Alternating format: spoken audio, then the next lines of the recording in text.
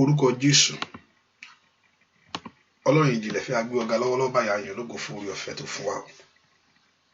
Ìwà láàánú ńlá agbé ọ̀gá fún orí ọ̀fẹ́. Gbọ́ fọwọ́ agbára rẹ̀.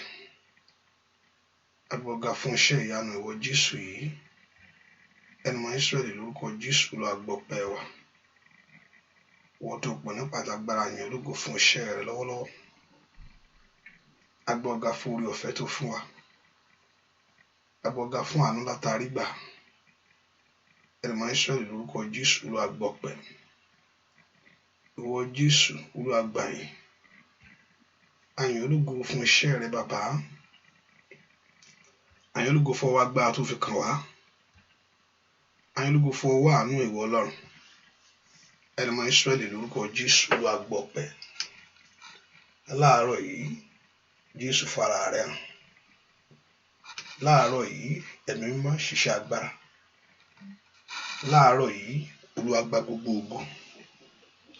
Járe ọ̀nà àdúrà yìí. Olúwa járe ọ̀nà agbára náà àdúrà yìí. Lénìí bá gbogbo ọkàn pàdé.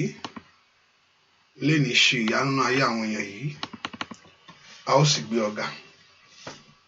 A ó sì yìn ọ́ lógo. Láì lórúkọ Jésù Kristi. Olúwa tó lùgbàlà wa. Àmín. Ọmọ Ọlọ́run bẹ̀rẹ̀ sí dúpẹ́ lọ́wọ́ Ọlọ́run ní àárọ̀ yìí. I want us to begin to thank the Lord. Mo fẹ́ ká gbé ohùn wa sókè sí Ọlọ́run. I want us to begin to bless the Lord. Fún ìwà láàyè àti fún orí ọ̀fẹ́ èyí tí Ọlọ́run fún wa ní gbogbo ọ̀nà. For the grace and for the mercy of God over our life. Mo fẹ́ ká yin bàbá yìí fún oore ńlá tó ṣe fún wa. Oore tó pọ̀. Oore ìgbà gbogbo in our life. Oore ọjọ́ gbogbo ní ọ̀nà wa gbogbo. I want us to bless the Lord. Mo fẹ́ ká yin Ọlọ́run fún oore ọ̀fẹ́ yìí. Pé Jésù ṣe o. Mo fẹ́ ká yin Ọlọ́run fún oore ọ̀fẹ́. I want us to thank Him for the grace given to you. Fún oore ọ̀fẹ́ ńlá tó rí gbà. For the grace of His mercy. Lónú ayé rẹ̀. Mo fẹ́ kó yin Ọlọ́run fún ààbò tó péye. Ọba tí òjò bàjẹ́. Ọba tí òjò dàrú. Ọba tí òjò sọnù. Ẹ kò gbé Ọlọ́run ga bẹ́ẹ̀. Bí Jésù ṣe o. Ìwọ àpáta ayérayé ibi ìsádi ńlá. Mo yìn ọ́ fún oore ọ̀fẹ́. Ìwọ àpáta ayérayé ibi ìsádi ńlá. Mo gbé ọ̀gá fún ọwọ́ àánú. Ìwọ àpáta ńlá ibi ìsádi ńlá. Mo gbé ọ̀gá fún ohun tó ń ṣe lọ́wọ́lọ́wọ́ nú ayé mi tọmọtọmọ. Ẹ kò gbé ohùn rẹ̀ sókè kó yin Ọlọ́run. Somebody let's exalt Him. Kí èèyàn kan kó gbé Jésù yìí ga fún ìṣẹ́gun tó fún ọ. Fún ìṣẹ́gun àṣeyọrí. Fún ìṣẹ́gun orí ọ̀fẹ́. Ìgbàlà ọkàn ńkọ́. Ọba tí òjò tì ọ́. Ọba tí òjò bàjẹ́. Ọba tí òjò dàrú. Dúpẹ́ dúpẹ́ dúpẹ́ dúpẹ́ dúpẹ́ dúpẹ́ dúpẹ́ lọ́wọ́ Ọlọ́run. Bẹ́ẹ̀ kó yin Jésù yìí. I want you to exalt Him. Bẹ́ẹ̀ kó gbé Ọlọ́run ga. Bẹ́ẹ̀ kó dúpẹ́ lọ́wọ́ rẹ̀ orí ọ̀fẹ́ tó fún ọ. Thank Him. Ó fẹ́ ká dúpẹ́ lọ́wọ́ òun. Ó fẹ́ ká wá pẹ̀lú ọpẹ́ ni o. Ó fẹ́ ká wá pẹ̀lú ọpẹ́ síwájú òun. Ó fẹ́ ká wá pẹ̀lú ọpẹ́. So mo fẹ́ kó dúpẹ́ tọkàntọkàn. Ọba tó jẹ́ tó fún ọ lórí ọ̀fẹ́. Thank Him. Just appreciate Him. Dúpẹ́ lọ́wọ́ rẹ̀ sẹ́. Olúwa ṣeun. Ẹni mọ́ Ísírẹ́lì ó ṣe. Ẹni mọ́ Ísírẹ́lì ó ṣe. Ẹni mọ́ Ísírẹ́lì ó ṣe. Ẹni mọ́ Ísírẹ́lì mo yìn ọ́. Ẹni mọ́ Ísírẹ́lì mo gbé ọ̀gá. Ẹni mọ́ Ísírẹ́lì mo fi ògo fún ọ. Dúpẹ́ lọ́wọ́ Ọlọ́run yìí. Ọba tó fún ọ láǹfààní. Thank Him. Wọ́n ti bá lẹ́gbẹ̀rún ahọ́n. Kò tó láti yin Ọlọ́run yìí fún oore tó ṣe fún ọ. Fún oore tó ṣe inú ayé ọmọ rẹ. Fún oore tó ṣe inú ẹbí rẹ. Fún oore tó ṣe inú ayé rẹ. Ẹgbẹ̀rún ahọ́n ò tó fún. Ẹgbẹ̀rún ahọ́n ò tó oore ńlá. Èyí tí Ọlọ́run ṣe inú ayé rẹ sẹ́. Ọlọ́run gbé Jésù yìí ga. Dúpẹ́ lọ́wọ́ Jésù yìí. Olúwa ṣeun o. Olúwa ṣeun tó mú rí ọjọ́ òní. I thank you, Lord Jesus. I thank you, Lord Jesus. I thank you, Lord Jesus. ó ṣé o bàbá, ó ṣé o Jésù, ó ṣé o bàbá, ó ṣé o Jésù, ọba tí kò jẹ́ ń dòkú, ọba tí kò jẹ́ ń ṣọ̀fọ̀, ọba tí kò jẹ́ ń filẹ̀ búra bí aṣọ.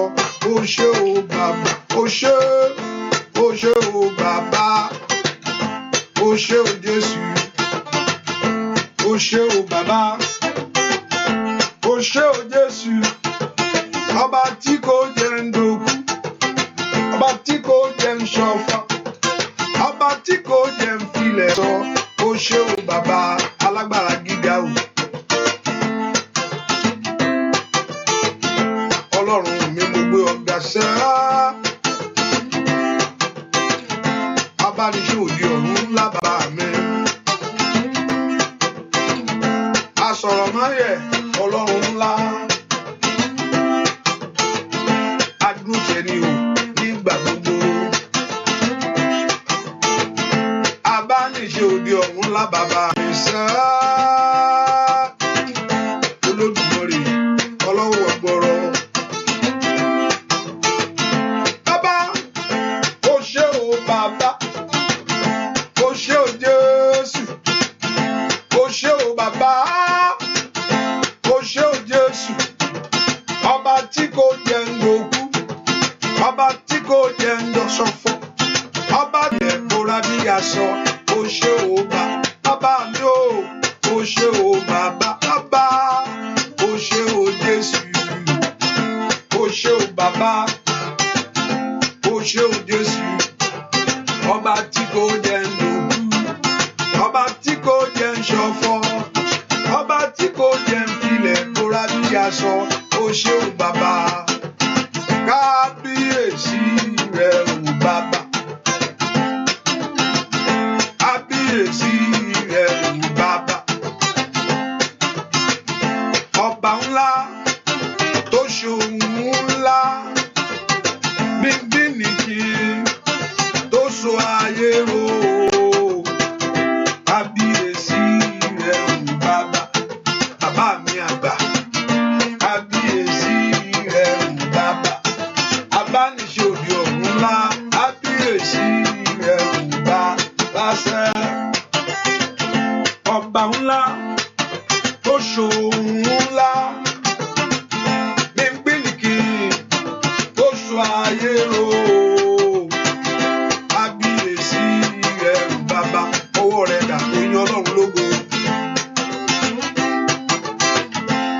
Alágbára gíga o bàbá ńlá, Olódùmarè ọlọ́wọ́ gbọgbọrọ. Ó yá mo fẹ́ kó yin Ọlọ́run yìí lógo, mo fẹ́ kó yin alágbára gíga. Ó yá dúpẹ́ lọ́wọ́ ẹni tó ní ọ̀sẹ̀ o, kábíyèsí rẹ̀ o bàbá,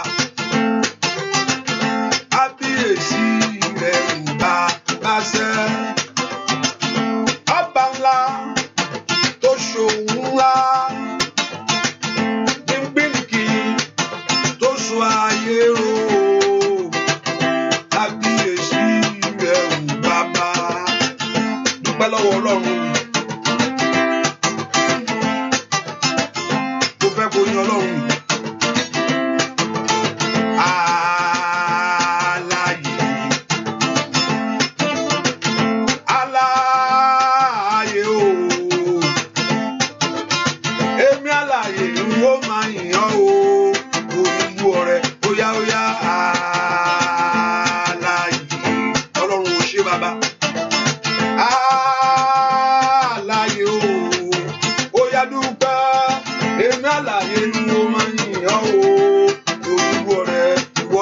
Sí o Ọlọ́run wa, alààyè ló yàn Ọlọ́run wa bá, ó kà wá fún àwọn alààyè láyé, orí ọ̀fẹ́ dájú nínú ayé àwọn èèyàn.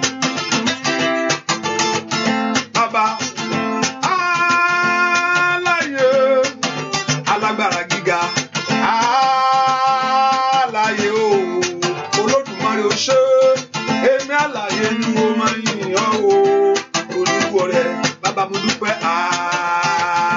àlàyé ó bá yan ọlọ́run lógo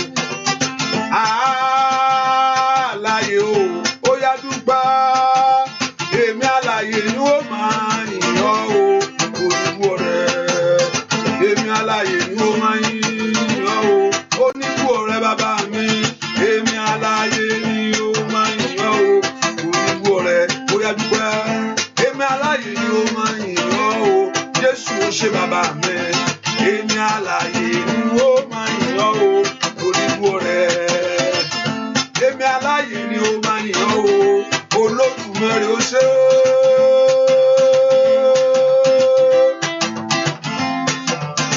èmi àlàyé ni ó máa yìn ọ́ o olúwo rẹ̀ ó yá dúpẹ́ èmi àlàyé ni ó máa yìn ọ́ o olúwo rẹ̀ èmi ó máa yìn ọ́ o olúwo rẹ̀ bàbá èmi àlàyé ni ó máa yìn ọ́ o olúwo rẹ̀ àwa àlàyé ni á máa yìn ọ́ o Jésù ó máa ṣe o bàbá mi èmi àlàyé ni ó máa yìn ọ́ o oníbù ọ̀rẹ́.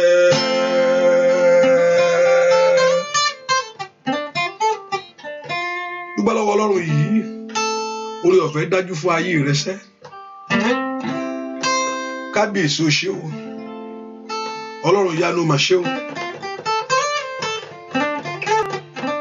dúpẹ́ lọ́wọ́ Jésù ọba tí ò jẹ́ àlàáfíà sọnù mọ́ ọ lọ́wọ́ dúpẹ́ lọ́wọ́ Ọlọ́run yìí kábíyèsí ó ṣe o dúpẹ́ lọ́wọ́ Ọlọ́run dúpẹ́ kó yìn Ọlọ́run yìí dúpẹ́ lọ́wọ́ Jésù yìí òun ló wà nípa tiwa òun ló wà nípa táyé wa kábíyèsí ó ṣe o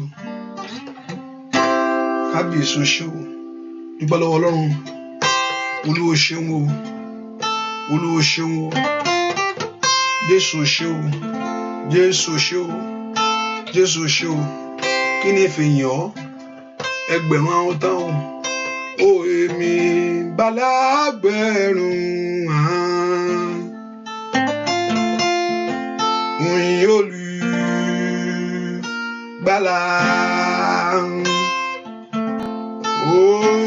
Ọlọ́run ọba mi ìṣẹ́gun oore rẹ̀ Jésù tó ṣáájú mi dayọ̀ ó mú bànújẹ́ tán oríire tí ẹlẹ́ṣẹ̀ ìyè àti ìrera bàbá mi àtọlọ́run mi fún mi ní ìrànwọ́ rẹ̀ kémi lérò ká gbogbo ayé ọlá orúkọ rẹ̀. Dúpẹ́ lọ́wọ́ Ọlọ́run ọba tó pọ̀ nípa ti agbára. I want you to begin to thank the Lord. Ọba tó fi àánú lábẹ́ ayé rẹ wò. Ọba tó fún ọ lórí ọ̀fẹ́. Ọba tí òjò rí fún ọ bí ọ̀tá ṣe ń rò. So lift your voice and just begin to thank the Lord. That Lord that don't allow the plans of the enemies to prevail over your life. Ọba tí ò gba ọ̀tá láyè kí ìmọ̀ tí wọ́n ṣe lórí tiẹ̀. Mo fẹ́ kó gbó ohùn rẹ sókè kó yin Ọlọ́run yìí. I want you to lift your voice and just begin to bless the Lord. Pé Olúwa ṣeun oore rẹ̀ pọ̀ nú ayé mi. Àkàkà tán ni mo sì mọ rírì oore rẹ̀ bàbá. Somebody exalt him, somebody magnify him. Somebody lift your voice and give God the praise. Dúpẹ́ lọ́wọ́ Ọlọ́run yìí. Dúpẹ́ lọ́wọ́ ẹni tó ní agbára lórí ohun gbogbo. Èyí tí orúkọ rẹ̀ ju gbogbo orúkọ lọ. Dúpẹ́ fún oore ọ̀fẹ́ tó fún ọ. Oore ọ̀fẹ́ la rí gbà níwájú Olúwa o. Kò yẹ pé o mọ̀ ọ́n ṣe. Kò yẹ pé o ń gbé lò tó yẹ pé security wà ń bẹ̀. Olúwa làbò wa àtàgbára wa. He is our security. He is our strength. Lift your voice and bless him. dúpẹ́ pé ó ń jà lọ́tún ó ń jà lósì ọba tí òjò wọlé tọ̀ wá dúpẹ́ lọ́wọ́ Ọlọ́run bàbá mo dúpẹ́ o ọba tí òjò borí rẹ dúpẹ́ lọ́wọ́ Jésù dúpẹ́ lọ́wọ́ Ọlọ́run ò bá gbé ohùn rẹ sókè kó thank him. Thank the Lord for the goodness of God. Thank the Lord for the mercy of the Lord. Ọba tí ò jẹ́ kí àlàáfíà rẹ di àfíàfíà ọba tí ò jẹ́ ká yí gbaṣọ lára rẹ sẹ́ mọ́lọ́run gbé ohùn rẹ sókè kó yan Ọlọ́run yìí bẹ́ẹ̀ kó gbé Jésù yìí ga ẹni mọ Ísírẹ́lì mo yàn ọ́ ibi tó bá ṣe ayé mi dé wọ́n tó kú bẹ̀rẹ̀ ló parí rẹ̀ dúpẹ́ lọ́wọ́ Ọlọ́run ibi tó bá ṣe ọmọ rẹ dé ẹni tó bẹ̀rẹ̀ rẹ̀ ni ó parí rẹ̀ gbẹ́ fún ohun tó ń ṣe lọ́wọ́lọ́wọ́ gbẹ́ fún ohun tí ó ṣe lónìí gbẹ́ fún ohun tó ti ṣètò ohun tí ó mú lé ọ lọ́wọ́ gbẹ́ fún pé ìbéèrè rẹ yóò ṣe ìtẹ́wọ́gbà níwájú rẹ̀ sẹ́ mọ́lọ́run dúpẹ́ lọ́wọ́ Jésù yìí Jésù mi ò mọ̀ ṣe o Jésù mi ò mọ̀ ṣe o Jésù mi mo yàn o Jésù mi mo gbé ọ̀gá o Jésù mi mo yàn o Jésù mi mo gbé ọ̀gá o dúpẹ́ lọ́wọ́ rẹ̀ Jésù mi mo yàn o Jésù mi mo gbé ọ̀gá o fi ọpẹ́ fún torí àánú rẹ̀ dúró láéláé gbọ́ àdúà lórúkọ Jésù Kristi Olúwa wa ẹ ká sọ fún Ọlọ́run gbogbo ẹ̀ṣẹ̀ mi gbogbo èyí tí ò ń jẹ́ rí ọ gbogbo ẹ̀ṣẹ̀ mi èyí tí ò ń jẹ́ kí ọwọ́ àánú kàn mí gbogbo ẹ̀ṣẹ̀ mi èyí tí ò ń jẹ́ kí rí àánú lágbà pé èyí tí ò ń jẹ́ rí ọ Olúwa dáríjì ẹ̀jẹ̀ rẹ kó wẹ̀ mí orúkọ Jésù bèrè fún ẹ̀jẹ̀ Jésù lọ́wọ́lọ́ ask for the blood of Jesus Christ bẹ́ẹ̀ kó bèrè fún ẹ̀jẹ̀ ńlá ni èyí tá a ta lórí igi àgbélébùú èyí tí ń wẹ ọkàn mọ́ èyí tí ń tú ayé ẹni ṣe ẹ̀jẹ̀ Jésù tí ń wẹ ẹ̀ṣẹ̀ mọ́ ẹ̀hàn orúkọ Jésù ẹ̀jẹ̀ rẹ kó wẹ ayé mi ẹ̀jẹ̀ kó wẹ̀ mí ó ní tóun bá lè rí ẹ̀jẹ̀ náà ẹ̀jẹ̀ Jésù sàn lórí mi lónìí let the blood of Jesus cover you bó ṣe wá síwájú ìtẹ́ Olúwa let the blood of Jesus Christ cover your life ẹ̀jẹ̀ ọ̀dá àgùntàn ó yá bu ayé mi orúkọ Jésù that the blood of Jesus Christ to cover your life ẹ̀jẹ̀ Jésù wẹ ayé mi láwẹ̀ mọ́ orúkọ Jésù dáadáa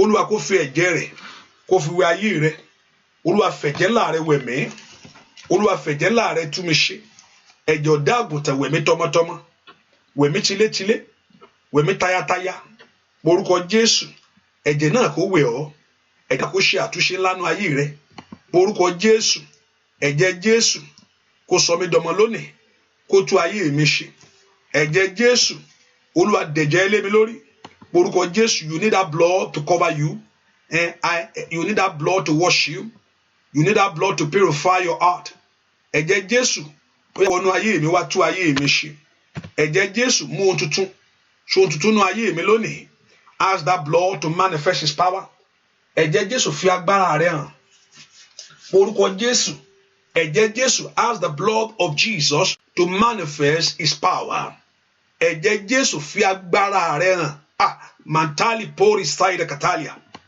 ẹ̀jẹ̀ Jésù fi agbára ńlá rẹ̀ nú ayé mi lónìí ọmọlọ́run lanu kó gbàdúrà kí ẹ̀jẹ̀ Jésù kó fi agbára rẹ̀ hàn Olúwa jẹ́ kí agbára tí ń bẹ nínú ẹ̀jẹ̀ rẹ̀ kó di mímọ̀ fún ayé mi lanu kó gbàdúrà that the power that's in the blood agbára tí ń bẹ nínú ẹ̀jẹ̀ náà agbára tí ń bẹ nínú ẹ̀jẹ̀ Jésù kó di mímọ̀ fún ayé mi lanu kó gbàdúrà the power that's in the blood agbára tí ń bẹ nínú ẹ̀jẹ̀ náà di mímọ̀ fún ayé mi lónìí agbára tí ń bẹ nínú ẹ̀jẹ̀ rẹ̀ ní orúkọ Jésù makata taleba satalabo lanu kó gbàdúrà agbára tí ń bẹ nínú ẹ̀jẹ̀ rẹ̀ kó di mímọ̀ fún ayé rẹ̀ agbára tí ń bẹ nínú ẹ̀jẹ̀ rẹ̀ agbára ńlá agbára tó ṣiṣẹ́ ìyanu wà nú Jésù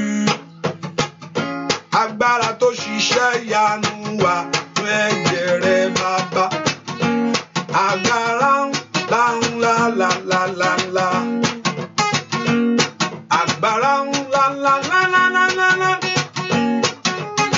agbára tó ṣiṣẹ́ ìyanu wà nú Jésù agbára tó ṣiṣẹ́ ìyanu wà nú ẹ̀jẹ̀ rẹ̀ bàbá agbára agbára ńlá Ọlọ́run agbára ńlá agbára tó ṣiṣẹ́ ìyanu wà nú Jésù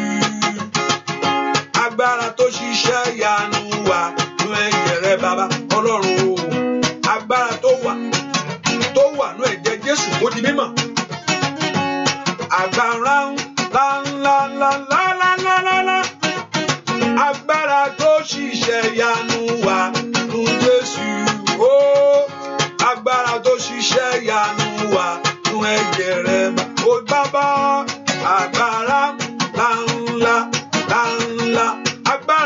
Agbára tó ṣiṣẹ́ ìyanu wà nínú Jésù. Agbára tó ṣiṣẹ́ ìyanu wà nínú ẹ̀jẹ̀ rẹ̀ bàbá. Ẹ porúkọ Jésù. Ask the name of Jesus Christ. Agbára tí ń bẹ nínú ẹ̀jẹ̀ Jésù kò di mímọ̀ fún ọ. Until those things are revealed to you. Ìyẹn ní mọ̀ agbára tí wà nínú ẹ̀. Ìyẹn ní mọ̀ ìṣẹ́gun tó wà nínú ẹ̀. Àfi kí ìyanu ṣẹlẹ̀ lèyàn mọ̀ pé agbára ń bẹ nínú Ọlọ́run. Kí èèyàn gbàdúrà, tí èèyàn ń gbàwẹ̀, tí èèyàn ò kankan tó jáde, ìyẹn ò ní mọ̀. Àgbà tí agbára ẹ bá di mímọ̀ fún ayé rẹ̀. Until that power manifests to you. Olúwa jẹ́ kí agbára tí ń bẹ nínú ẹ̀jẹ̀ rẹ̀ sẹ́ kó di mímọ̀ fún ayé mi. Kí ayé mi kó mọ̀ ọ́n. Kò ń sọ̀rọ̀ pé o gbọ́. Kò ń sọ̀rọ̀ pé wọ́n sọ fún ẹ. Kò ń sọ̀rọ̀ pé o kà á. Kó di mímọ̀ fún ayé ẹ. Kó di mímọ̀ fún ayé ọmọ rẹ ni. Agbára tí ń bẹ nínú ẹ̀jẹ̀ rẹ Jésù. Agbára tí ń gba ayé ẹni là. That power that delivers. Agbára tí ń tú ayé ẹni sílẹ̀. Ní orúkọ Jésù. Ó yá di mímọ̀ fún ayé mi. Ọmọ náà lanu kó gbàdúrà. Orúkọ Jésù. Orúkọ Jésù. Orúkọ Jésù. Agbára tí ń bẹ nínú ẹ̀jẹ̀ rẹ. Agbára tí ń bẹ nínú orúkọ rẹ. Come fún mi. Let it manifest to me. Sọ fún Jésù lọ́wọ́. Agbára tí ń mú ayé ẹni. Tí ń tú ayé ẹni ṣe. Agbára tí ń gbé orí ẹni sókè. Ní orúkọ Jésù. Èyí tí ń bẹ nínú rẹ. Èyí tí ń bẹ nínú ẹ̀jẹ̀ rẹ. Agbára tí ń tú ayé ẹni tò. Orúkọ Jésù. Agbára tí ń gbé olùrànlọ́wọ́ fún ayé ẹni. Èyí tí ń bẹ nínú ẹ̀jẹ̀ rẹ sẹ́ di mímọ̀ fún ayé mi. Orúkọ Jésù dáadáa. Orúkọ Jésù. That the power that's in the blood of Jesus. That the power that is in the name of Jesus to make manifest to you. Kó di mímọ̀ fún ọ. Ẹ pọ orúkọ Jésù. Agbára náà di mímọ̀ fún ayé mi. Di mímọ̀ fún ọ̀nà mi. Di mímọ̀ lórí iṣẹ́ mi. Agbára tí ń tú ẹni sílẹ̀. That power that set free. Agbára tí ń gbé ayé ẹni sókè. Agbára tí ń ran ayé ẹni lọ́wọ́. Ó yá pọ orúkọ Jésù dáadáa. Agbára tí ń mú ìyàtọ̀ bá ayé ẹni. Ní orúkọ Jésù. Agbára tí ń gba ẹ̀tọ́ ẹni fúnni. Pọ orúkọ Jésù kó di mímọ̀ fún ọ. Ó yá di mímọ̀ manifest. Di mímọ̀ fún ayé mi lọ́wọ́lọ́wọ́. Di mímọ̀ lórí iṣẹ́ mi. Di mímọ̀ lórí ọ̀nà mi. Agbára tí ń bẹnu ẹ̀jẹ̀ rẹ. Agbára tí ń bẹnu ẹ̀jẹ̀ rẹ. Agbára tí ń bẹnu ẹ̀jẹ̀ rẹ. The power that's in your blood. Agbára tí ń bẹnu orúkọ rẹ. The power that's in your name. Agbára náà ní orúkọ Jésù. Ó yá di mímọ̀ fún ayé mi. Orúkọ Jésù dáadáa. Kó di mímọ̀ nú ayé rẹ lónìí. Kó di mímọ̀ nú ayé ọmọ rẹ. Kó di mímọ̀ nú ọ̀nà rẹ gbogbo. Ní orúkọ Jésù. Let that power manifest to you. Gbọ́ àdúrà lórúkọ Jésù Kristi. Olúwa wa. Ìfarahàn Ọlọ́run náà pè ní ìyanu. The manifestation of God is called miracle. Ìfarahàn Ọlọ́run náà pè ní ìyanu. Tí Ọlọ́run bá farahàn, á di ìyanu. Kò síbi tí Ọlọ́run ti farahàn rí táwọn yòókù ń rí ìyanu. Ọlọ́run farahàn ní at the Red Sea. He made himself known. Gbogbo àwọn ọmọ Ísírẹ́lì lójú wọn. See the Red Sea parted. Ìyanu ṣẹlẹ̀. Ọlọ́run farahàn Jẹ́ríkò wó. Ọlọ́run farahàn òkú dìde. Ẹ pọ orúkọ Jésù. Olúwa fi ara rẹ̀ hàn mí. Mo fẹ́ rí ìwọ Ọlọ́run. Mi ì fẹ́ gbọ́ lásán. Mi ì fẹ́ kà á. Mo fẹ́ kó ṣẹlẹ̀ sí mi. Mo fẹ́ kí ìyanu tèmi náà ṣẹlẹ̀. I want my miracle to happen. Mo fẹ́ rí agbára tí ń bẹnu rẹ sẹ́. Olúwa sọra rẹ di mímọ̀ fún ayé mi lónìí. Mo sì rí ìkàpàrú sàtàyàbà. Àwọn ọmọ Ísírẹ́lì wọ́n rí ògo rẹ̀ sẹ́. Ẹ pọ orúkọ Jésù. Olúwa sọra rẹ di mímọ̀ fún mi. Ó yá agbára ńlá tí ń bẹ ní orúkọ rẹ. Kó ṣe tèmi fún mi. To complete and perfect my own. Agbára tí ń bẹ ní orúkọ rẹ. The power that's in your name. Kó lọ wá ẹ̀tọ́ mi rí fún mi. Ẹ pọ orúkọ Jésù. Gbọ́ àdúrà lórúkọ Jésù Kristi. Olúwa ẹ pọ orúkọ Jésù. Olúwa ìwọ mo sátọ̀ wá láàárọ̀ yìí. I run to you. Mo rò pé I believe to this hour you are not just doing it as a normal routine. You are here for something. Because the steadfast of the Lord never change, never cease, always new at all time. You are here again to receive. The steadfast of the Lord never cease, always new at all time. Something new must come out for you. Something great must make manifest to you. Porúkọ Jésù, oya ìyanu kó ṣẹlẹ̀. Porúkọ Jésù sẹ́, Olúwa mo sátọ̀ wá, I will run to you. Gbà mí ní àgbàtán, deliver me. Tú mi sílẹ̀, set me free. Fọwọ́ kàn mí, touch my life. Dáwọ́ lé mi, lay your hand on me. Porúkọ Jésù, owó ni mo sátọ̀ wá. Lord, let me see you. Olúwa jẹ́ rí ọ. Mo sátọ̀ wá lórí ọmọ mi ni. Mo sátọ̀ wá lórí ọkọ mi ni. I'm here because of my husband, because of my children. Gbọ́ àdúà lórúkọ Jésù Kristi. Olúwa wá porúkọ Jésù láàárọ̀ yìí. Call the name of Jesus. Ẹ jẹ́ kí ìdààmú ayé mi dópin. Let my battle, let my struggle come to an end today. Ẹ fi òpin sí ẹkún mi. Put an end to my cry. Put an end to my tears. Mẹ́kọ̀ọ́ pé Jésù dáadáa. Ẹ jẹ́ kí ìdààmú mi. Let my suffering, let my pain. Ẹ jẹ́ kí ìtìjú mi. Let my shame. Kó dópin ní àárọ̀ yìí. Ẹ̀kan náà ni. Ọwọ́ Ọlọ́run bá kàn ọ́. Kí agbára Ọlọ́run bá bàlẹ́ ayé ẹ. Ìdààmú rẹ àti ìtìjú rẹ yóò dópin. Ẹ porúkọ Jésù. Olúwa jọ̀ọ́ nínú agbára rẹ. Jẹ́ kí ìdààmú mi. Let my suffering. Jẹ́ kí ìtìjú mi. Let my shame. Kó dópin ní àárọ̀ yìí. Porúkọ Jésù. Mọ́nà ńlá ni kó gbàdúrà. Orúkọ Jésù. Orúkọ Jésù. Ọba tó pọ̀ ní pàtẹ agbára. Jẹ́ kí ìdààmú mi. Ní orúkọ Jésù. Jẹ́ kí ìtìjú mi. Kó dópin.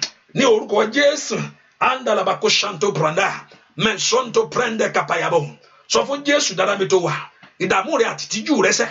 Kó dópin sẹ́. Ní orúkọ Jésù. Olúwa jọ̀ọ́ nínú agbára ńlá rẹ. Ìdààmú mi àti ìtìjú mi. Olúwa fi òpin sí. Put an end to it. Put an end to my shame. Orúkọ Jésù. Ìdààmú mi. Ní orúkọ Jésù. My end to my shame today. Lánàá kó pe Jésù. Olúwa nínú agbára rẹ. Fi òpin sí ìdààmú mi. Ní orúkọ Jésù. Fi òpin sí ẹ̀gàn mi. Ní orúkọ Jésù. Lánàá kó pe Jésù. Ó dá kí ìdààmú rẹ kó dópin o. Ní orúkọ Jésù. Ó dá kí ìdààmú rẹ kó dópin. Ó dá kí ohun tó ń gbàdúrà fún. That very prayer point, the Lord must answer to it. Kí ẹ̀bẹ̀ rẹ kó ṣe ìtẹ́wọ́gbà níwájú Olúwa lónìí. Ní orúkọ Jésù. Sọ fún Ọlọ́run. Olúwa nú agbára rẹ. Ìdààmú mi. My suffering. My pain. My shame. Ní orúkọ Jésù. My struggle. Orúkọ Jésù. Ọ̀run ẹ fi òpin sí. Ẹ jẹ́ kí òpin kó dé bá. Ẹ jẹ́ kí òpin kó dé bá. Ẹ jẹ́ kí òpin kó dé bá. Ní orúkọ Jésù. Masatatatata. Borúkọ Jésù. Masotototoriaba. Borúkọ Jésù. Oya. Borúkọ Jésù sẹ́. Gbọ́ àdúà lórúkọ Jésù Kristi. Olúwa wa kiri ṣoore ní Jésù. A kiri ní ṣoore ní Jésù. Bàbá kò bá ń lọ. Kò yà sọ́dọ̀ mi. Yà sọ́dọ̀ mi o. Kò ṣe mí lóore. Oya. A kiri ṣoore ní Jésù. Bàbá a kiri ṣoore ní Jésù. Bó bá lọ. Kò yà sọ́dọ̀ mi. Oya. Yà sọ́dọ̀ mi. Kò ṣe mí lóore. Ire kó káyé rẹ o lórúkọ Jésù. Ire ayọ̀ kó káyé rẹ ni mo wí.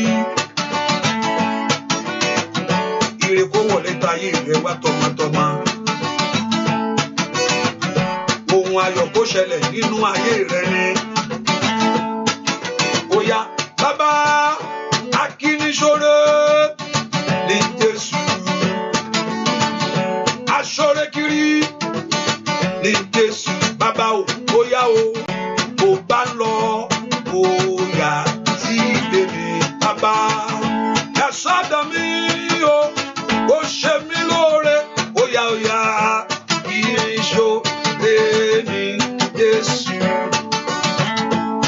ṣoore kiri ní Jésù bàbá tó bá lọ bóyá sọ́dọ̀ mi bàbá yà sọ́dọ̀ mi òwò tèmi lórí tó sì ìtọ́ rẹ̀ ò ní bọ́. Mo gbàdúrà fún ọ ìtọ́ rẹ̀ ò ní bọ́ o. Ìtọ́ rẹ̀ yóò dalẹ̀ fún ọ. Alágbára èèyàn kò ní gbẹ́sẹ̀ lé ẹ̀tọ́ rẹ láyé. Ẹ̀tọ́ rẹ kó bọ́ sí níwájú Olúwa. Afẹ́fẹ́ òdì ló fẹ́ lù ọ́. Ẹ̀tọ́ rẹ kó bọ́ sí. Ọlọ́run kò ṣe kankan. Oya oya bàbá akíníṣọ́rẹ́ lolódùmarè. Aṣọ́rẹ́ kiri lẹ́ni tó ní ọ́. Ó ní tó bá lọ bóyá sí ilé mi. Yà sọ́dọ̀ mi òwò sí ẹ̀. Bàbá akíníṣọ́rẹ́ ní Jésù alágbára. Aṣọ́rẹ́ kiri ní Jésù Olódùmarè. Bó bá lọ bóyá sí ilé mi.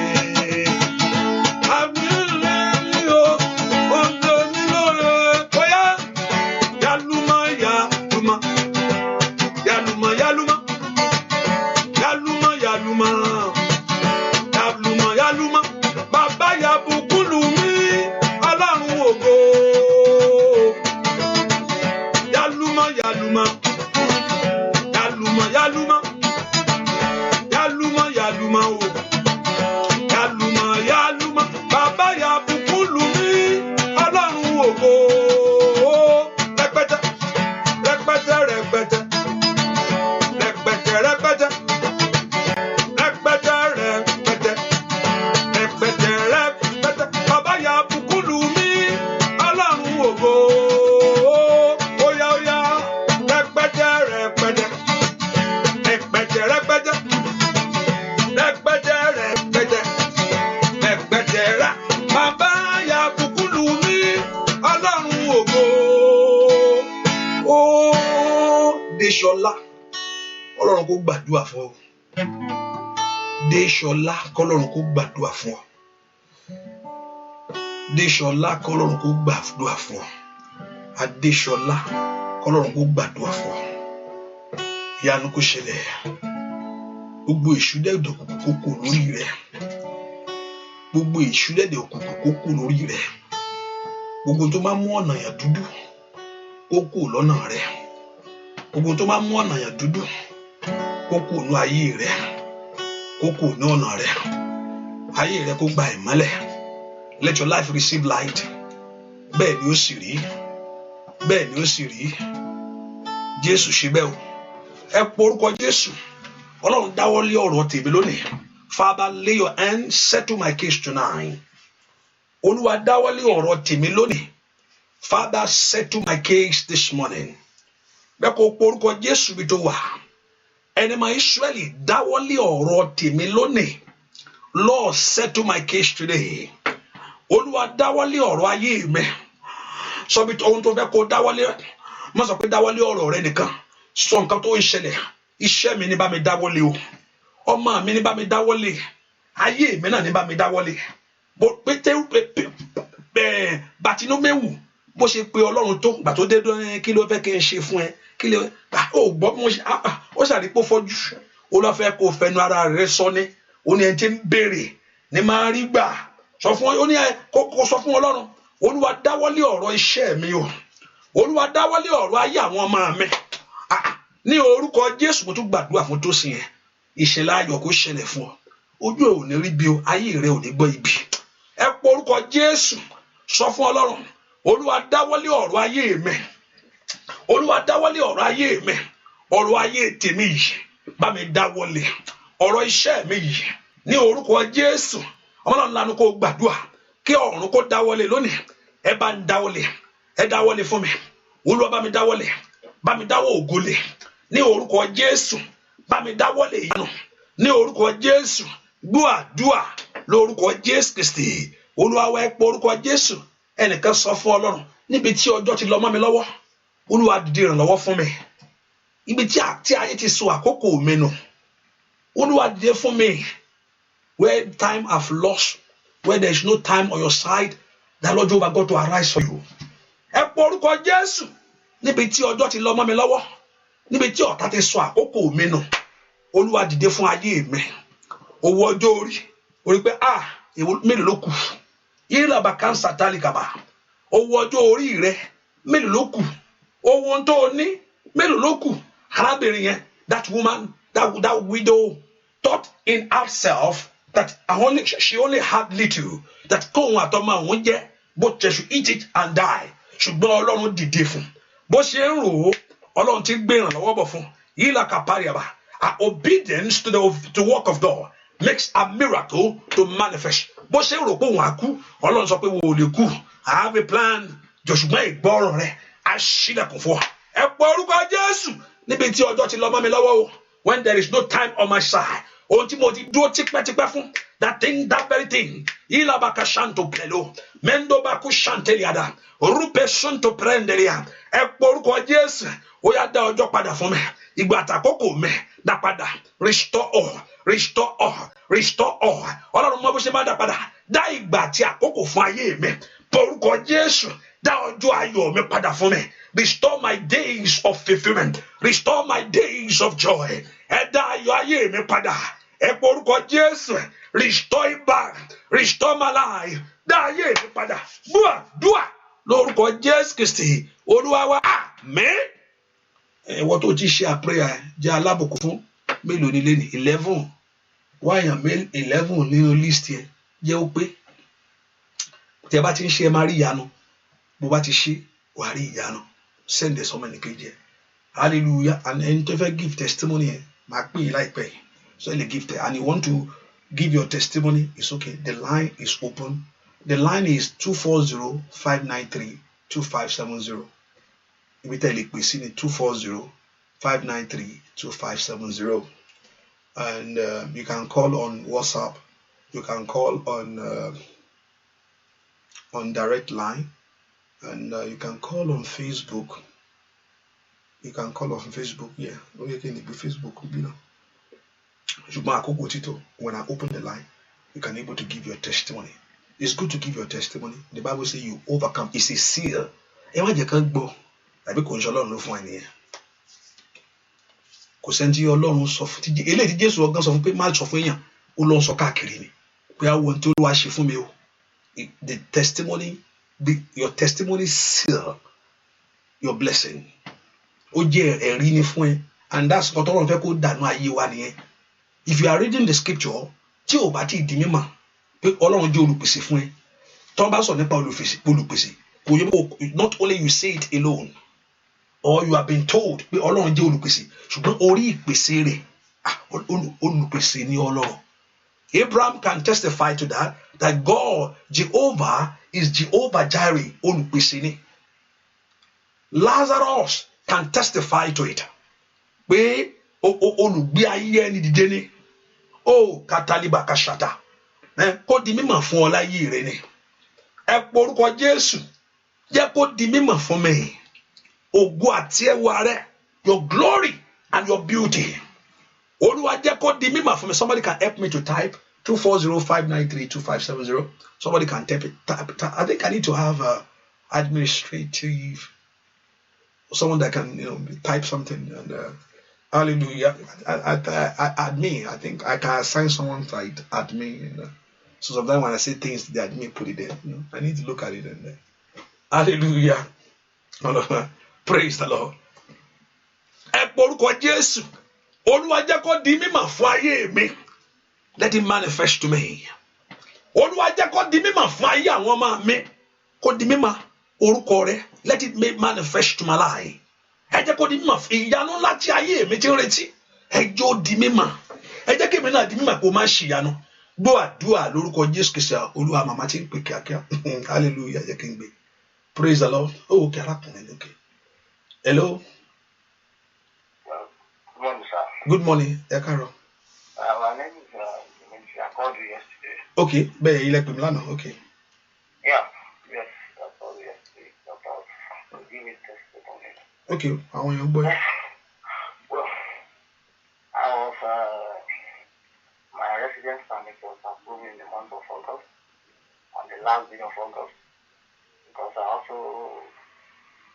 I prayed to God that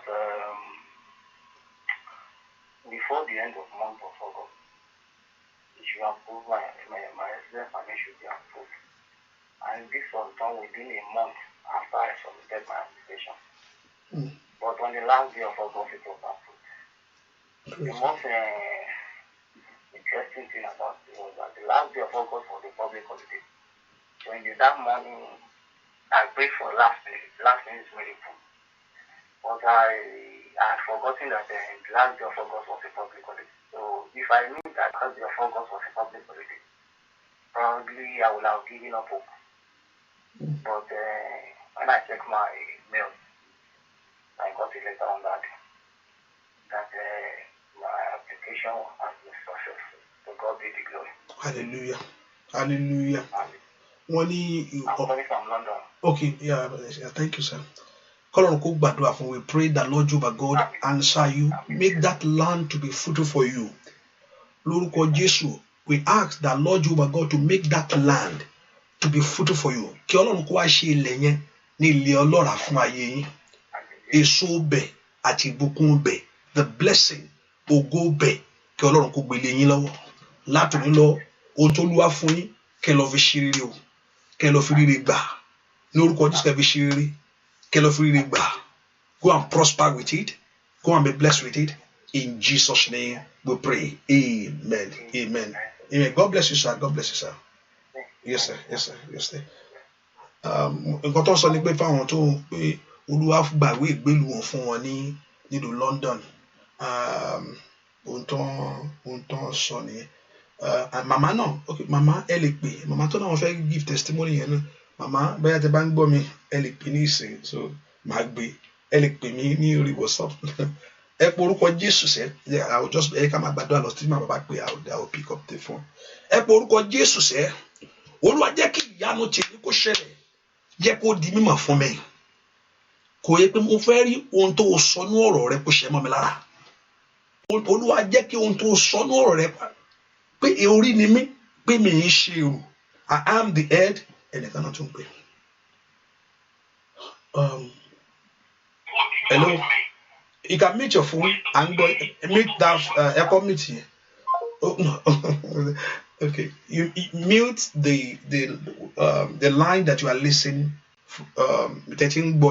Echo mute. So when we are so kò ní jẹ́ double kìíní. Okay. Ẹ ká pe orúkọ Jésù. Wọ́n ẹni àpèpà. Ẹ pe orúkọ kó di mímọ̀ fún ayé mi. Olúwa jẹ́ kí ìwòsàn. If you are believing God for the healing.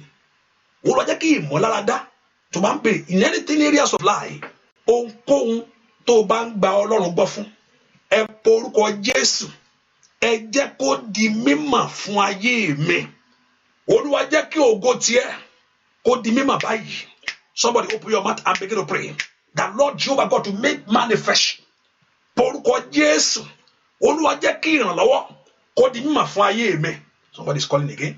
Lórúkọ Jésù kò rí bẹ́ẹ̀. Gbọ́ àdúrà lórúkọ Jésù Kristu Olúwa wa. Amen. We can hear you.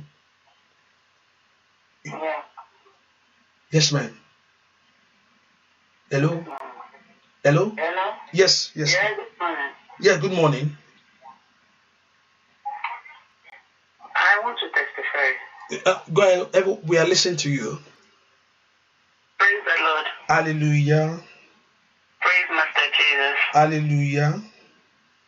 Daddy, I want to bless the name of the Lord. Because since I started following you, I'm calling from France. Okay. In the month of July, I had 2 pressing prayer needs. And I want to bless the name of the Lord that Almighty Father did it.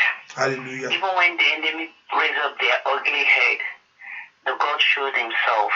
He took the laugh of the enemies, he gave it to me, and I was the one that was laughing at my enemies. Amen. And I know that the remaining things that I'm believing God in this prayer line that I cry unto God every day.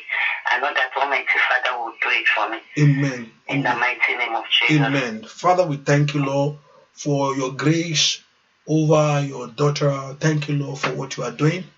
And thank you, Lord, for more that you want to give to her. Thank you, Lord, for the blessing of our life all these years. Thank you, Lord, that you will surprise her. Thank you, Lord, that you will complete and perfect your word in our life. That we will lift our voice to you for what you have done. That it be that exalted in the name of Jesus. Now I ask more over your request that's in your heart. Let God of heaven settle it for you in Jesus' name. In the name of Jesus, let your tree bring forth a good fruit to you. In the name of Jesus, I pray that your tree bring forth a good fruit to you. In the name of Jesus, let your tree bring forth a good fruit to you. In the name of Jesus, a fruit of joy, a fruit of fulfillment, a fruit of breakthrough and success in every areas of life. May Jehovah God surprise you and complete you and perfect you. So shall it be. In the name of Jesus, let your fear disappear. Amen. Thank you, Jesus. Thank you, In Jesus' name we pray. Amen. Amen. The Lord will make your fear unknown. He will make it disappear. Amen. Oh, so shall it be. In Jesus' name we pray. You are blessed.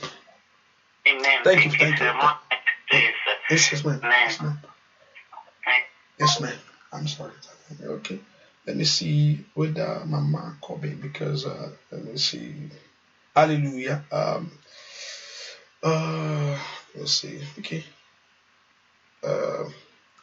Mama Tebangbo. Mama. Okay. There's somebody calling too. Okay. Okay. Hello. Good evening, ma. Hello. Ekaro, ma. Ekaro. Yes, ma. Okay, ma. Angboy, ma. All right. And please allow me to sing one single song for the praising of the Lord. Okay, ma.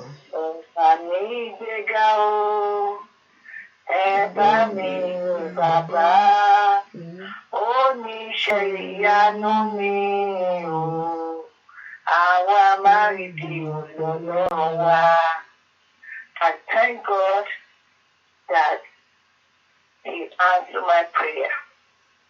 And I vow that when this prayer request is answered, I will ask people of God to help me shout hallelujah for what He has done for me. 3 weeks ago, when you were in the Saturday prayer, that request got to me and I was crying. And that Saturday, God answered this prayer. Hallelujah. It is like a miracle. Hallelujah. So I really, please help me praise God. 7, I don't want to take your time, just 7. Okay, hallelujah. Hallelujah. Hallelujah. Hallelujah. Hallelujah. Hallelujah. Hallelujah. Thank you, my daddy. Father, we thank you. Olúwa gbé ọ̀gá fún tó ṣe nínú ayé wọn o. Ọlọ́run ayé ológo fún wọn ńlá. Adúpẹ́ fún ohun ọ̀tun. Adúpẹ́ fún ohun ògo. Adúpẹ́ fún ohun ẹwàsẹ́. Adúpẹ́ fún ohun agbára. Ẹni ọmọ Ísírẹ́lì gbọ́ ọpẹ́. Adúpẹ́ fún ilé tó ṣe yìí. Adúpẹ́ fún ààbò ńlá yìí. Adúpẹ́ fún ohun agbára yìí. Olúwa gbọ́ ọpẹ́. Olúwa gbà yín. Olúwa gbọ́ ọpẹ́. Olúwa gbà yín. Olúwa gbọ́ ọpẹ́. Olúwa gbà yín. Àgbọ̀ ọ̀gá bàbá gbọ́ ọpẹ́ yìí. Wọ́n ti mú ọpẹ́ ìwá fún ọ. Ọ̀run gbà á. Yóò ṣe ìtẹ́wọ́gbà. Mo tún wá gbàdúrà fún yín. Ibi táyé dó sí pé kí ilẹ̀ yọ̀ yín. Ẹ ní ṣubú. Ibi tí ayé dó sí pé kí ilẹ̀ yọ̀ yín. Ní orúkọ Jésù. Ẹ ní ṣubú níbẹ̀.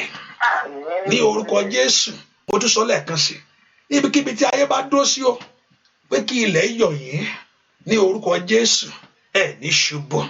ilẹ̀ ò ní yọ̀ yín ojú ti ọ̀tá ojú ti ẹlẹ́gàn ojú ti ọ̀tá ojú ti ẹlẹ́gàn ògo Ọlọ́run farahàn ní ayé yín ẹwà Ọlọ́run sì bú jáde ògo Ọlọ́run farahàn ní ayé yín ẹwà Ọlọ́run sì bú jáde Olúwa yóò dá yín lò níbi àyè ńlá yóò fi ohun tuntun lé yín lọ́wọ́ yóò lànà àbáyọ ńlá inú yóò sì dùn ọkàn yóò sì balẹ̀ Olúwa yóò lànà ńlá fún ayé yín inú yóò sì dùn ọkàn yóò sì balẹ̀ bẹ́ẹ̀ yóò sì rí láì lórúkọ Jésù Kristi Olúwa wa àmín àmín àmín lórúkọ Jésù.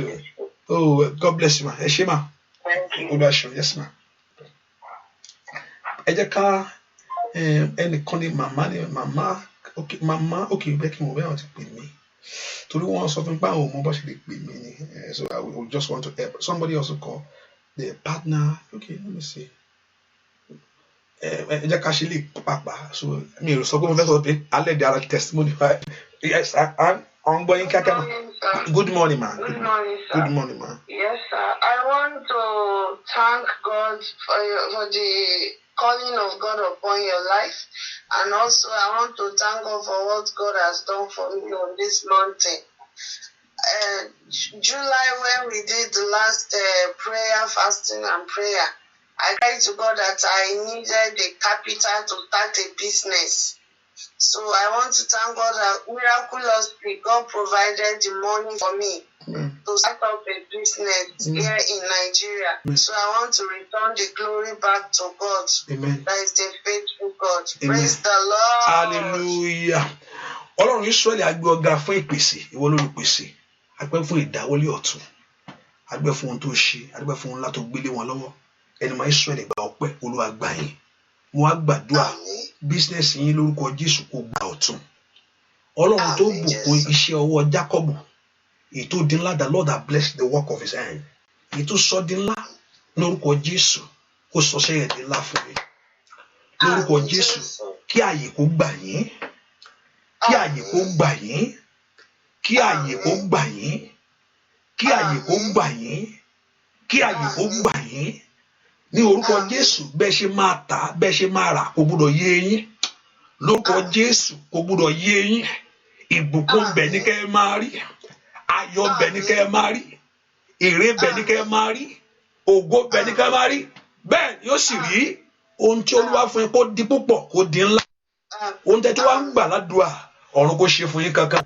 Jésù Olúwa wa àmín àmín àmín lórúkọ Jésù ẹ pọ orúkọ Jésù ẹ sọ fún Ọlọ́run dìde fún ìrànlọ́wọ́ mi arise for my help jẹ́ kí àkókò ìyanu mi farahàn fún ayé mi sẹ́ let the time of my manifestation to be revealed today ẹ jẹ́ kí àkókò ìyanu mi kó farahàn ẹ pọ orúkọ Jésù dáadáa àkókò ìyanu ó yá kó dìde lọ́wọ́lọ́wọ́ báyìí kabaru santo prende tekalebo kapa ẹ pọ orúkọ Jésù àkókò ìyanu mi kó farahàn àkókò àṣeyọrí mi àti ìbùkún mi ẹ pọ orúkọ Jésù kó di mímọ̀ kó di mímọ̀ kó di mímọ̀ kó di mímọ̀ kó di mímọ̀ kó di mímọ̀ pọ orúkọ Jésù dáadáa àkókò ìyanu rẹ kó farahàn àkókò ògo rẹ kó farahàn ní orúkọ Jésù lórí ọmọ lórí ilé lórí ẹbí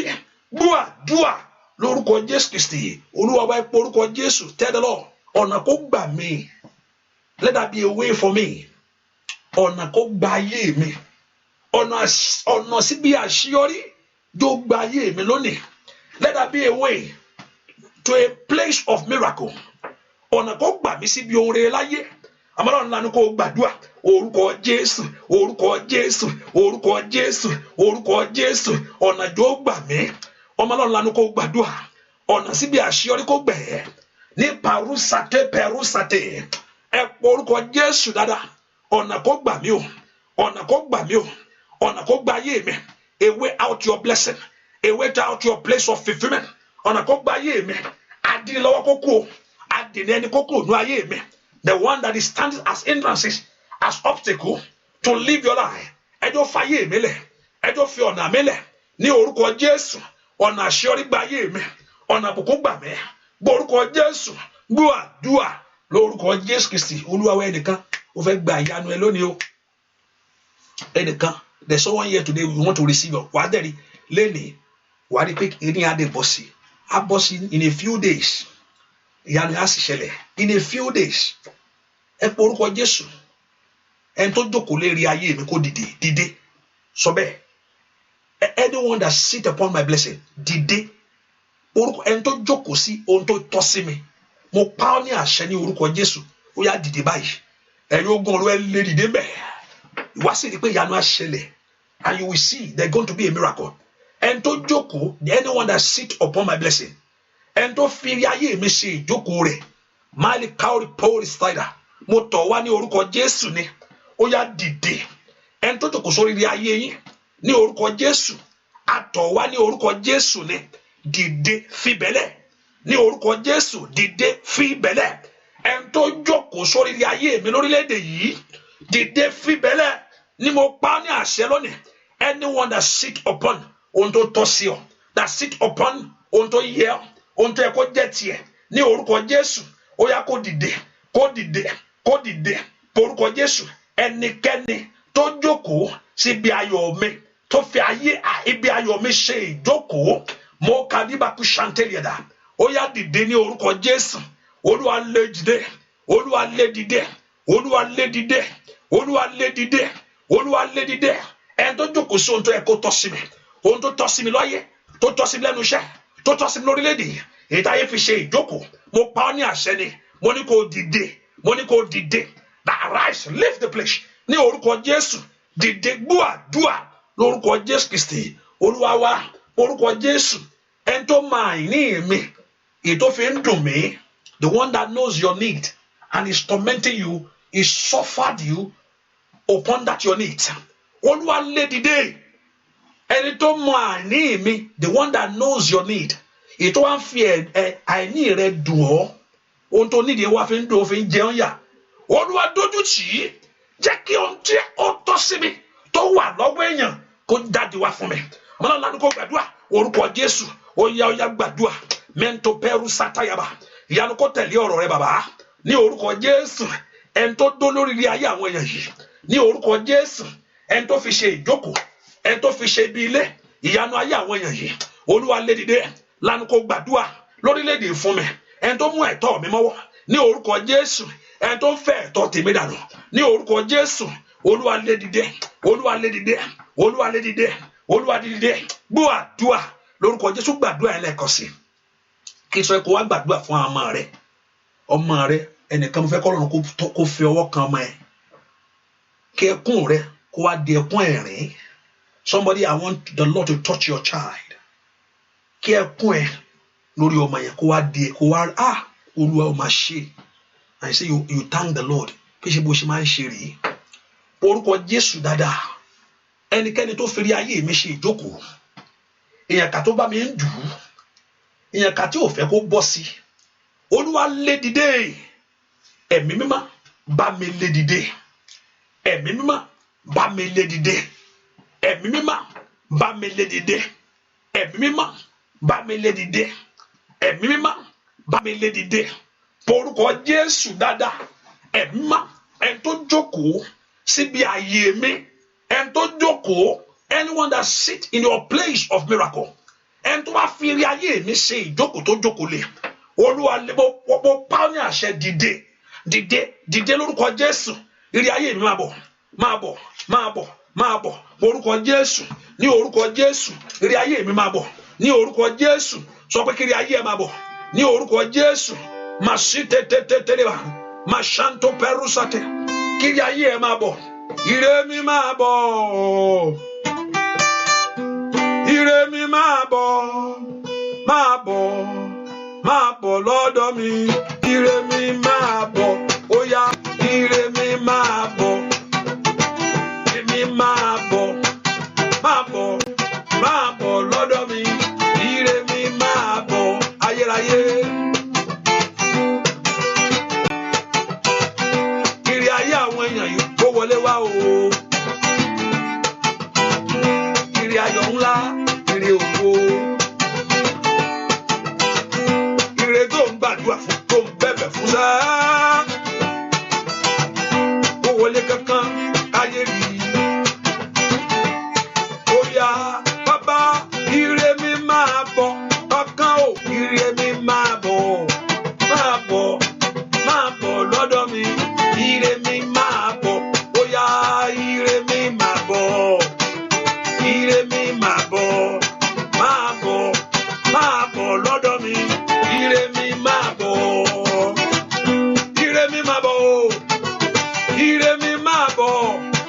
máa bọ̀ láyé mi, ire mi máa bọ̀, óyá ire mi máa bọ̀, ire mi máa bọ̀ lọ́dọ̀ mi, ire mi máa bọ̀, óyá Olúwa, òbí bí mo ṣe tiraka, Ọlọ́run mi, òbí bí mo ṣe gbàdúrà, má jẹ́ káyé bèrè wípé Ọlọ́run mi dá, óyá Olúwa, òbí bí mo ṣe tiraka, Ẹlẹ́dàá mi, òbí bí mo ṣe gbàdúrà, má jẹ́ káyé bèrè wípé Ọlọ́run mi dá, má jẹ́ káyé bèrè o wípé óyá o, má jẹ́ káyé bèrè wípé Ọlọ́run mi dá, má jẹ́ káyé bèrè o wípé Ọlọ́run mi dá, bàbá mi má jẹ́ káyé bèrè wípé Ọlọ́run mi dá, má jẹ́ káyé bèrè o wípé Ọlọ́run mi dá. Ẹnìkan mo ṣe ń dóde òní màmá tó láwọn fẹ́ pè yẹn ní ẹ̀mọ́ kan tó fẹ́ sọ náà, ṣùgbọ́n wọ́n náà ò mọ bá ṣe lè pè mí. Maybe I will try. Màmá tẹ́ bá ń gbọ́ mi ẹ lè pè because ẹ̀yin ni mo mọ̀mọ́ fẹ́ fi láti ẹ̀kẹ́ ẹ̀yin lẹ́sọ́ pé fẹ́ pè and tẹ́ ẹ bá mọ ẹ lọ padà bí tẹ́ ti dá ẹ̀mí yẹn náà lẹ́ máa tún pè padà ohun tẹ́ fi pè mí lẹ́ẹ̀kan yẹn bóyá màá dẹ̀ pè yín I will try. I will try to call you.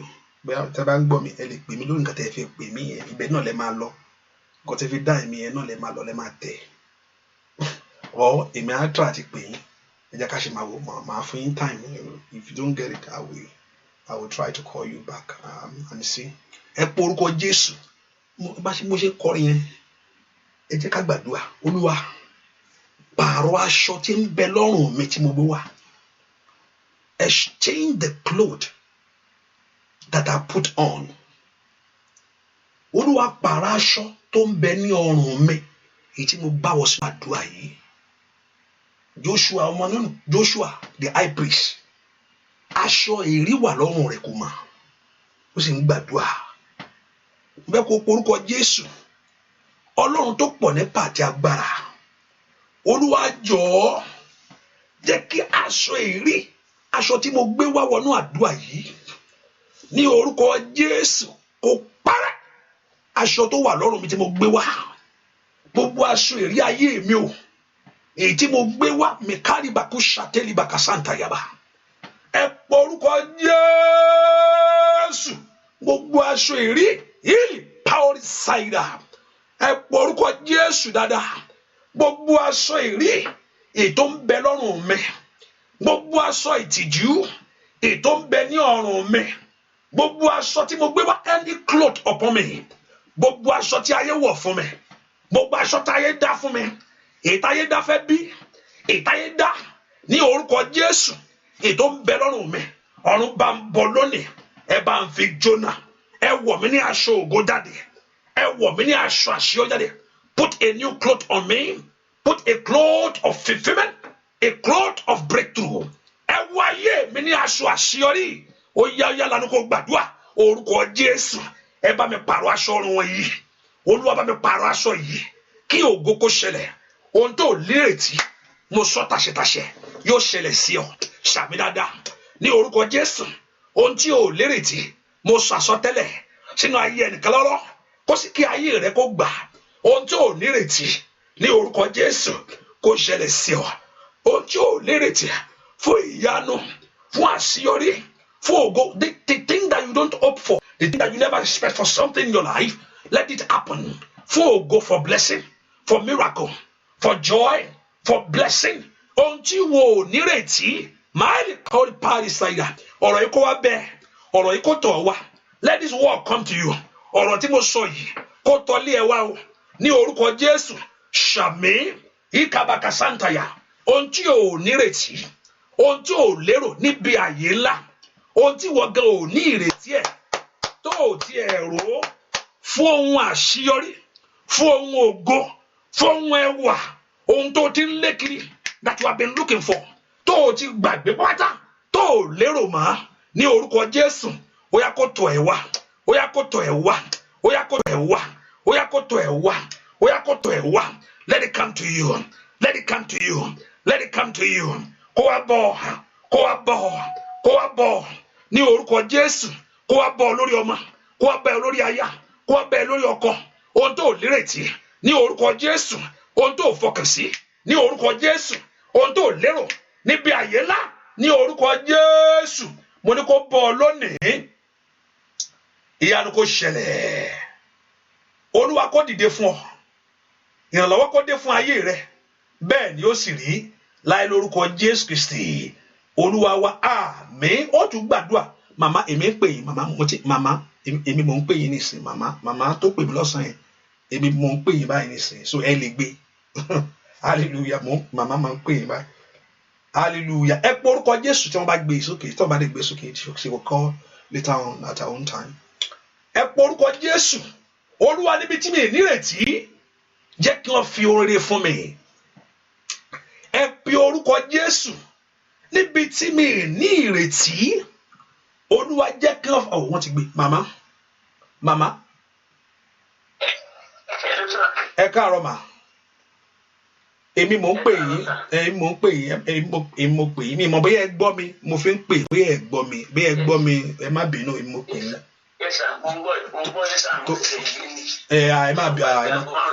Ẹ má bínú torí ohun tẹ́ sọ pé ẹ má pè náà ni mo fi rò pé bóyá pé ẹ má pè sókè tẹ́ ẹ bá fẹ́ sọ̀rọ̀ lẹ́nu sókè ẹ lè sókè ẹ lè sọ at any time ẹ fi ṣe bẹ́ẹ̀ ni mà bẹ́ẹ̀ ni a wà nínú àdúrà lọ́wọ́ báyìí tẹ́ a fẹ́ gift ok bẹ́ẹ̀ ni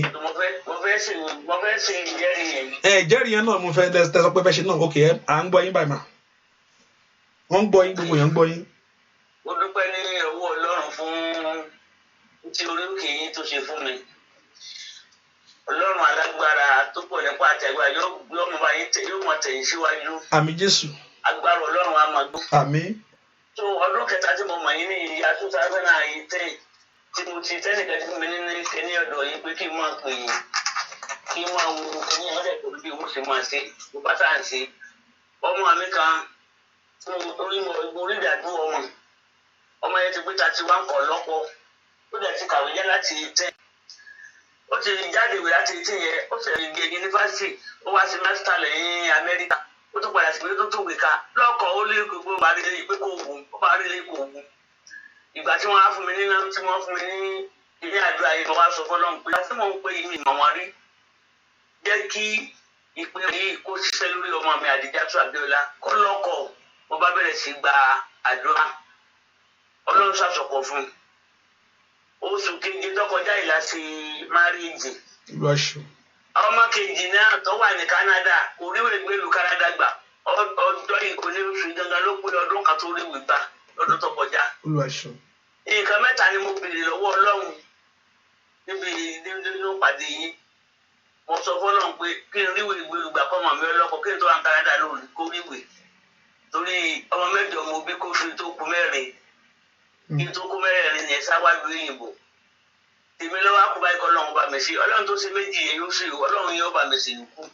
Mo dúpẹ́ lọ́wọ́ àgbè yín ìpèsè Ọlọ́run pè yín mo gbàdúrà fún yín lórúkọ Jésù Ọlọ́run àbáyégbé yín yóò gbé yín débi gíga. Àmín Jésù. Lórúkọ Jésù ẹ̀yin náà ga bíi tàwọn Adébóyè tó ṣe yín ọkàn káàkiri gbogbo àgbáńlá yìí. Àmín Jésù. Mo sọ pẹ̀lú abiyamọ ayé abiyamọ ọ̀run nínú ọkọ àbúrò lọ jẹ́ fún mi lágbára Ọlọ́run ọmọ gbé yín ga. Àmín Jésù. Àánú Ọlọ́run kò ní fi yín sílẹ̀. Àmín Jésù. Ọlọ́run tó pè yín tí ó pè yín pé àwọn aládùn èké àwọn aládùn ológun àwọn aládùn ẹlẹ́bọ Ọlọ́run tó pè yín nípè tó dájú kò ní fi yín sílẹ̀ ní dábọ̀ kan. Àmín Jésù. Agbára ọ̀tá àwọn ẹni bí agbára wọn ò dẹ̀ ní ká yín. Àmín Jésù. Àdúrà fún yín lórúkọ Jésù òkè òkè lọ́jọ́ ẹ máa lọ sókè ni. Àmín Jésù. Ìpè tí Ọlọ́run pè yín ìpè òdodo ni o mi ò mọ̀ yín rí o mi ò mọ̀ yín rí ìpè tí Ọlọ́run pè yín ìpè òdodo ni agbára yín Ọlọ́run jùlọ jẹ́ kó máa tẹ̀síwájú. Àmín Jésù. Àmín Jésù. Ẹ̀mí Ọlọ́run agbára Ọlọ́run lórúkọ Jésù kò ní fi sílẹ̀. Àmín Jésù.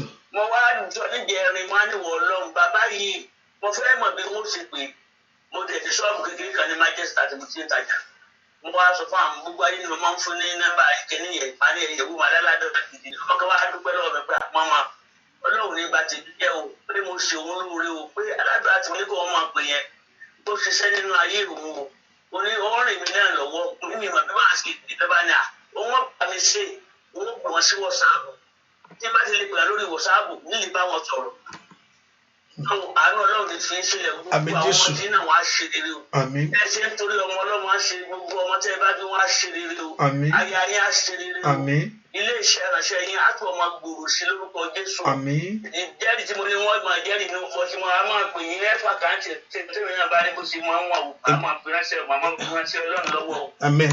Mo fẹ́ kí ẹ jẹ́ kí n gbàdúrà fún yín. Ọlọ́run tó pọ̀ ní agbára wọ́n fi ògo fún ìwọ Ọlọ́run padà fún ohun tó ṣe lórí ọmọ wọn. Wọ́n fi ògo tó fún ayé àwọn náà.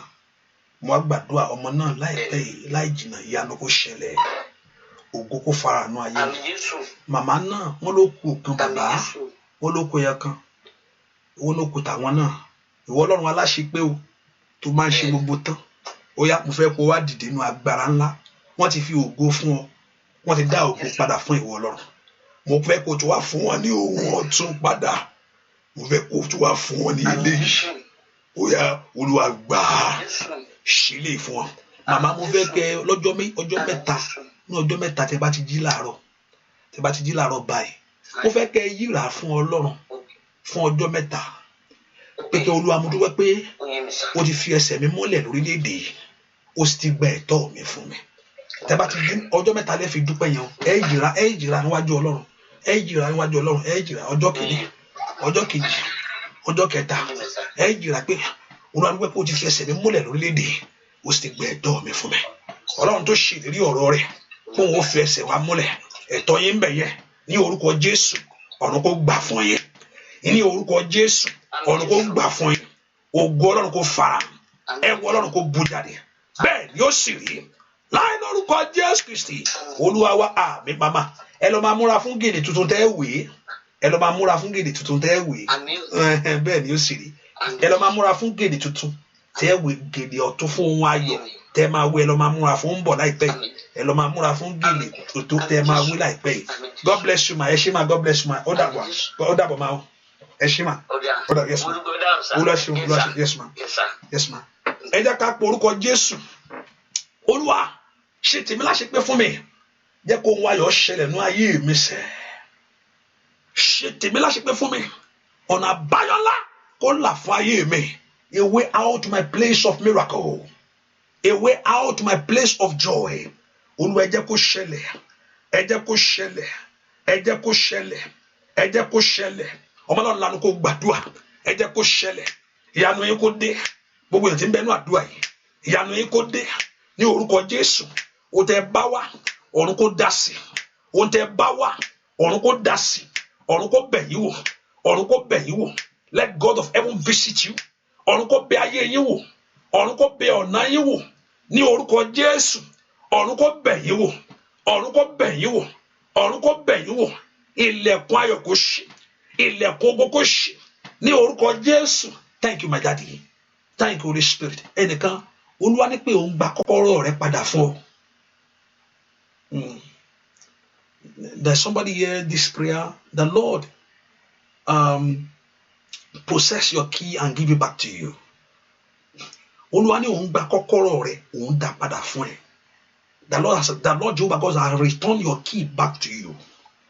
Olúwa ó gba kọ́kọ́rọ́ rẹ onímọ̀sọ̀ yà á sì farahàn. Olúwa gba kọ́kọ́rọ́ rẹ ó sì dá padà fún ọ. Kọ́kọ́rọ́ àti ṣílẹ̀kùn ẹ Olúwa gbà ó sì dá padà fún ọ. Lórúkọ Jésù ọ̀rọ̀ yìí kó di mímọ̀. Ó yá lọ ṣí ilẹ̀kùn tó lè ṣí yẹn. Ó yá lọ ṣí ilẹ̀kùn tí ayé ò lè ṣí yẹn mọ́. Go and open that door. You have received the key. Ó yá lọ ṣí ilẹ̀kùn yẹn. Ẹ lọ ṣí ilẹ̀kùn yẹn. Ẹ lọ ṣí ilẹ̀kùn yẹn ní ìrọ̀rùn. Ilẹ̀kùn yẹn á ṣí. Ní ìrọ̀rùn ọ̀nà yẹn á là. Ní ìrọ̀rùn ògo yẹn á dé. Ní ìrọ̀rùn ẹwà yẹn á farahàn. Bẹ́ẹ̀ ni ó sì rí. Bẹ́ẹ̀ ni ó sì rí. Bẹ́ẹ̀ ni ó sì rí. Bẹ́ẹ̀ ni ó sì rí. Ó gbóhùn Olúwa. Bẹ́ẹ̀ ni ó sì rí. Etí rẹ̀ yóò gbóhùn Olúwa. Bẹ́ẹ̀ ni ó sì rí. Etí rẹ̀ yóò gbóhùn Olúwa. Bẹ́ẹ̀ ni ó sì rí. ayé rẹ yóò gbóhùn Olúwa bẹ́ẹ̀ ni ó sì rí. Ọ̀nà rẹ yóò gbóhùn Olúwa bẹ́ẹ̀ ni ó sì rí. Ayé ọmọ rẹ yóò gbóhùn Olúwa bẹ́ẹ̀ ni ó sì rí. Ní gbogbo ọ̀nà fún ọ bẹ́ẹ̀ ni ó sì rí. Ayọ̀ rẹ yóò dé, ojú ò sì ní tì ọ́. Ayọ̀ rẹ yóò dé, ojú ò sì ní tì ọ́. Ó kọjá lọ síbi ire. Ó dà kọjá, ó sì kọjá lọ síbi ire. Ó dà kọjá, ó sì kọjá lọ síbi ire. Bẹ́ẹ̀ ni ó sì rí fún ọ. Bẹ́ẹ̀ ni ó sì rí fún ọ. Àkọ́kọ́ igi ìso rẹ yóò mú ayọ̀ wá fún ọ.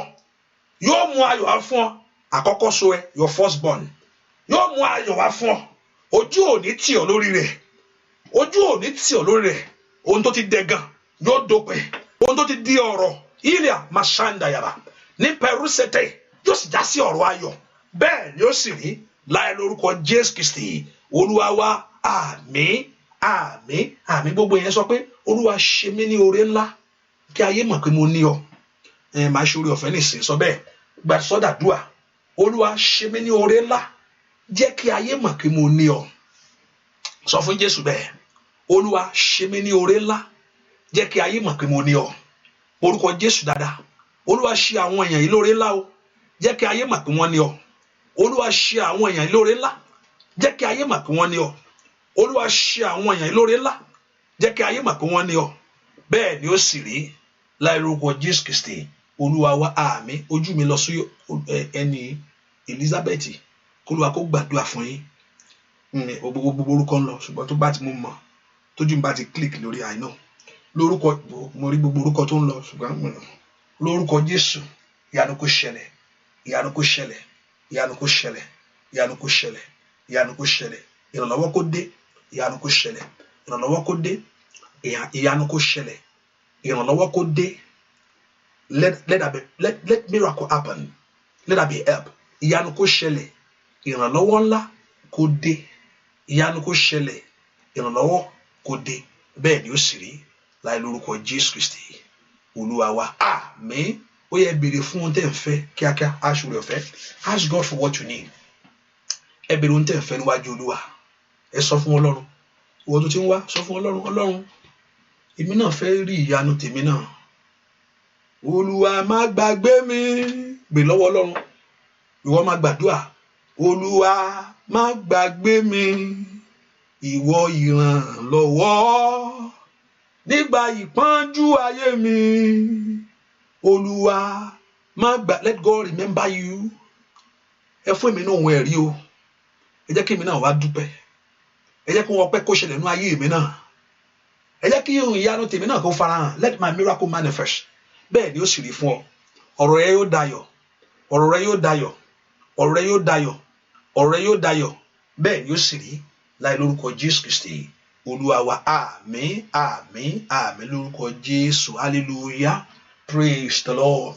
Ẹ ká fi sọ̀rọ̀ pé àdúrà yìí tẹ̀síwájú ní àárọ̀ yìí láago 6 a.m. in the English section, and today is Friday. Let's see, in the evening, the evening one probably be a little after 5 or 5. Let's see. Let's finish it in the morning and see, because remember every Friday, Monday night. So for today is Friday, okay, and the Lord Jehovah God will help us in Jesus' name. What is it again? Okay, hold on, and make sure you be a blessing by sharing these to others, and the Lord Jehovah God will do great things for you. And also you can subscribe to every channel on YouTube. You can subscribe from YouTube, Facebook, and download Showers of Blessing. And you can also download Akoko Ayomi. It's 24 hours prayer. You can listen to it 24 Akoko. And also anytime we are live here, you also listen, and you can join through the phone. And I told us, let us be familiar with every platform that we are using here. So in case anyone, this one will work, this one will work. Bẹ́ẹ̀ ni ó sì rí fún wa. Ọlọ́run á gbé ọ̀gá fún tó ti ṣe o. A gbé fún ìrìn àjò ọ̀tun. Gbé fún ìpamọ́. Ọlọ́run á yìn ọ́. Jésù gbọpẹ́. Ohun tó ṣe lónìí jó di mímọ́. Jẹ́ kí ẹ̀rí pọ̀. Gbogbo èèyàn tí wà nínú àdúrà tó wọnú àdúrà wa. Mo sọ ní orúkọ Jésù Kristi ti Násárẹ́tì. Ọwọ́ Ọlọ́run kó wà lára yín. Ẹ gba ìtúsílẹ̀. Ní orúkọ Jésù Kristi. Lóhun tẹ́ gbé wá síwájú Ọlọ́run.